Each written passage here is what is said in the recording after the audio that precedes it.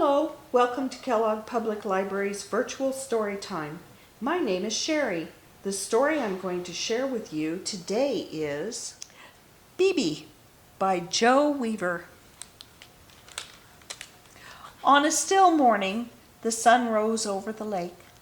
Bibi ruffled her feathers and opened an eye.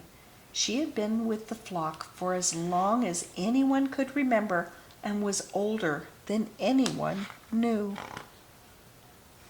Her name could often be heard amid the chatter on the lake.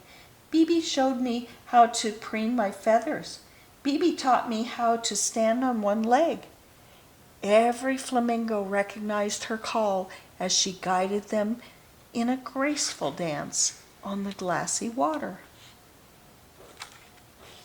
When new parents were ready to lay their eggs, Bibi led them away from the edge of the lake.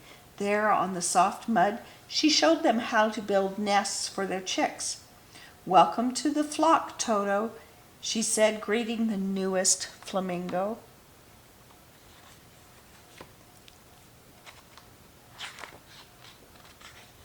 The chicks took their first steps here, growing stronger every day. But as the sun beat down, the earth around them was drying up quickly. "We can't stay here any longer," the flamingos agreed. "There's no food, no shade, no water," said Bibi, turning toward the lake.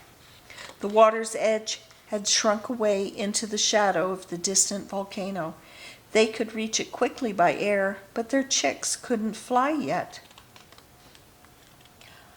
"I know the way by foot," said Bibi to the flamingos. "You fly ahead, and I'll walk with your baby chicks. We'll meet you by the shore." "How do you know where to go?" the chicks asked Bibi anxiously. "I made this journey when I was small like you. I was afraid then too," she said. As she spoke, she noticed a small chick lagging behind.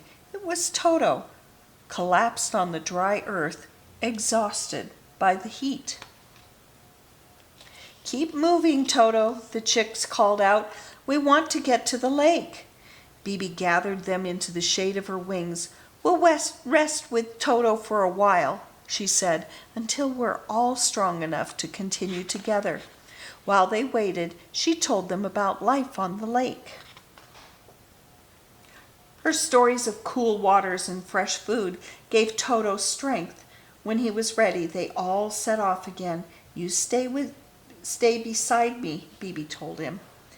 On and on they walked across the scorching desert. The shimmering outline of the volcano was slowly getting nearer, and at last they saw a sliver of silver glistening below it. "I can see the lake," Toto called out. The chicks felt damp earth beneath their feet. Soon they were splashing through the cool water to join their grateful parents. For the rest of the summer, Bibi watched happily as the chicks grew, their feathers turning pink and ready for flight. But she had begun to feel tired and old.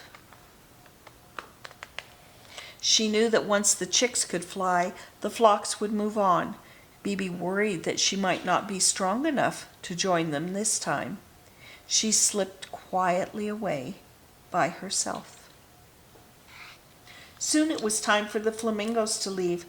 "Where is Bibi?" asked Toto. Thousands of eyes searched the lake for their old friend.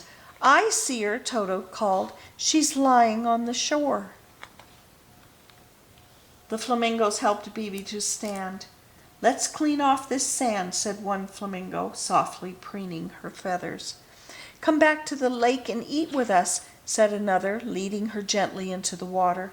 "We'll all wait until you feel strong enough to fly," said Toto.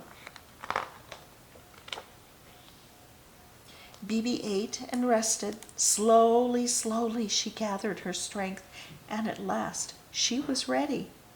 One by one, the flamingos took to the sky until it was Bibi's turn to try.